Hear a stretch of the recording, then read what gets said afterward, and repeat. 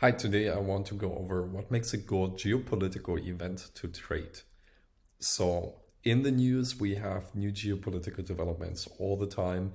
A country might be caught up in protests, there might be trade negotiations, sometimes there's war or other conflict, and all of that, also terrorist attacks, we shouldn't forget that. All of these events have an impact on the markets, and we are trying to trade these events so that we make some money from whatever happens. Okay, so with all these different types of geopolitical events, the first question is, and that's the question I want to answer in this video, what makes a good geopolitical trading opportunity? Because there are lots of things happening all the time, and not always is it really easy to trade these things. So maybe to answer this question, we can start with what makes a bad opportunity to trade. So what makes it difficult to trade something that happens? Let's say there is a terrorist attack in a country. Now we want to trade the markets because we expect it to influence the markets. Now, what will make it hard?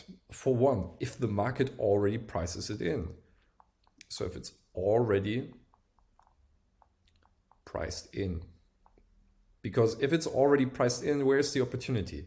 We can no longer make money. So let's say there's a terrorist attack and we read about it like 2 hours later, and by that time maybe the markets have already priced it in. Maybe the bonds and everything already has collapsed, the bonds, the stocks, whatever. So in that case, we're too late, no opportunity to make money anymore. When does it happen that it's already priced in? Basically, it already happened in the past, and everyone knows what kind of impact it has. And we're late, we're coming late to the party. So maybe as opposed to that, what will make for a good opportunity? If it's in the future, not everyone knows what kind of impact it will have. Maybe people don't really know what kind of probability it has, but we know, right? We because we're geopolitical analysts, that's where we come in. We try to predict the probability. So let's say there have been warnings about a terrorist attack. Now, someone who's not informed, they know, okay, there's some probability, but they don't really know what the probability is. And so that's where we come in. We try to predict what's the probability. Like, we go into the issue, we read a lot of news, we analyze the situation, we look at these statistics, and then we make an estimate. What's the probability? And our estimate is more realistic than the estimate by anyone who has done less research than us. So we are really trying to do a lot of research to come up with a sensible conclusion, and then based on the probability we determine, we can trade. And we assume that we can make money because most of the market hasn't really analyzed that. Most of the market has no clue. They are not looking at the market from a geopolitical point of view. They're looking at the market from all kinds of different views. Often they're not, for example, if we trade the bond market, we trade the bonds of the country. We look at this bond from their perspective. We're looking at it from how does this terrorist attack impact that stock? While most other people who are trading that bond, while most other people who are trading this bond are not looking from that perspective. They are maybe comparing the bond to other bonds from other countries. They're looking at different interest rates in those countries. They're looking at other things. So they have a different perspective. And because they have a different perspective, they will come up with different thesis about how they invest. And they are not necessarily wrong. Probably on average, they are right more often than wrong. However, we look at it from a different perspective. And that's important because we cannot make money. If we go with it from the same perspective as these people who have much more experience than us, we cannot make money. So we need to find a different perspective.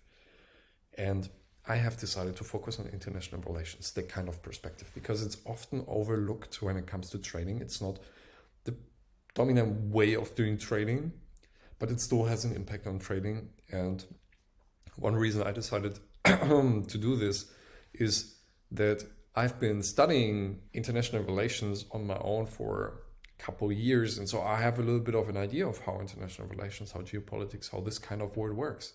And most traders who come from a finance background don't really have an idea of how international relations and geopolitics really works. So that's why I decided to focus on that perspective. Now, I've said what makes it good, right? What makes a good investment opportunity? So we said if it's already priced in, it's bad. On the other hand, it's good if it's in the future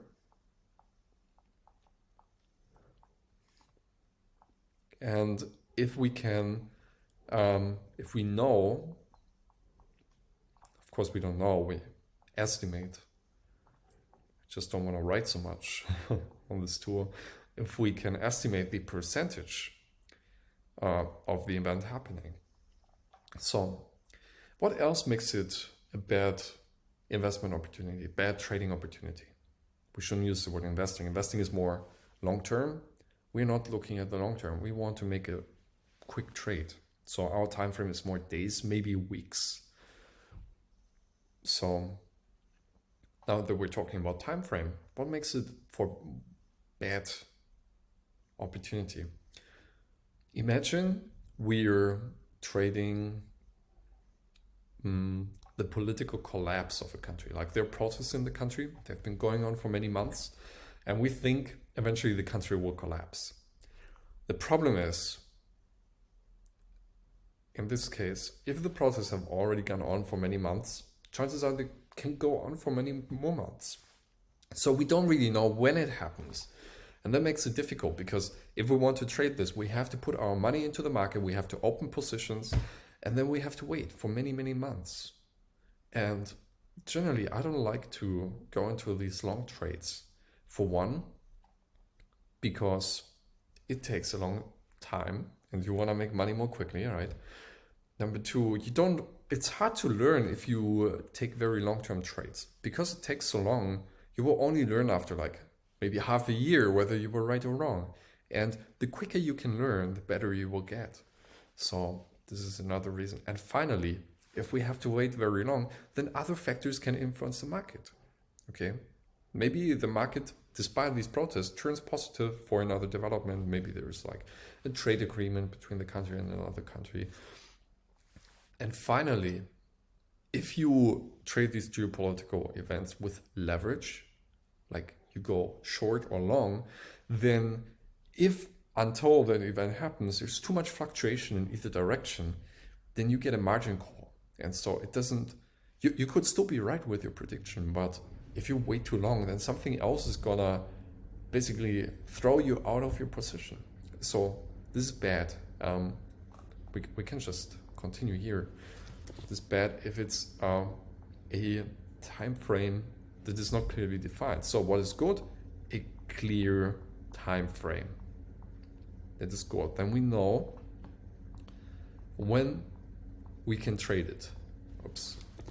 And of course, what's the best time frame? The best time frame is we know exactly the second the event will happen, and we only have to figure out the percentage.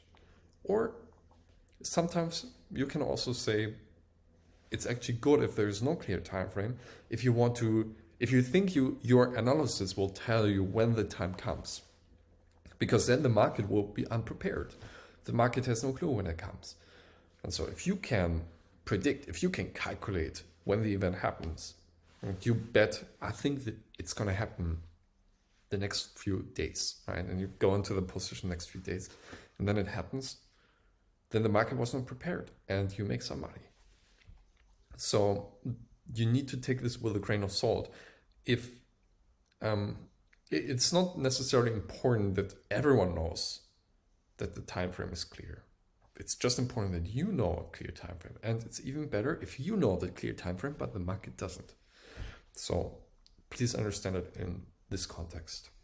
Okay. What else makes for bad trading opportunity? Let's say we know our percentage, we know when it happens. What next? We need to make a trade, right? And so what makes what could be a hindrance here if we don't really know how to trade it? So if we don't really know how the event is going to impact the market, so an unclear market impact, that will be a hindrance. If the market impact is not clear, then how do we trade it? What do we buy? Do we buy stocks? Do we buy currency?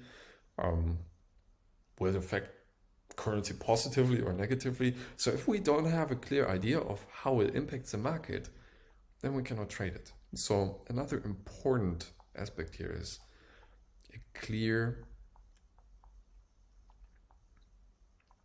market impact.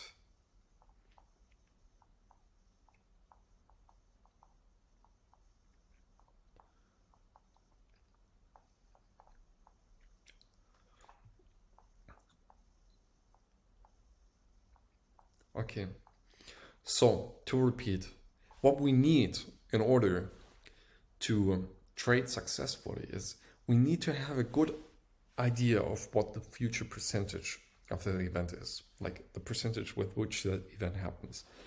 Number two, we need to have a good idea of when it will happen. Both of these come from our analysis. And finally, we need to have a clear understanding of how the event, if it happens, will impact the markets. That too comes from our analysis. Though the first two, these are political analysis, right? Because we're trading political effects on the economy. So the first two, we need to analyze the political situation. We need to analyze the protest. We need to analyze the voting behavior. We need to analyze everything on the political side. And then the market impact, this is where it translates from the political into the economical. We need to understand how the political affects the economical. And once we understand that, we have a percentage with which it happens, through which we can calculate how it will impact the markets. Basically everything that would happen in case the event happens, we just multiply it with that percentage. So if, for example, we come to the conclusion, if the event happens, this stock will increase by 10%, then, and this event happens with a 70% chance, then we say the stock will probably increase by $7, which of course is like, it will not actually increase by $7. It will increase either by nothing or by $10, according to our model, which is of course a simplification.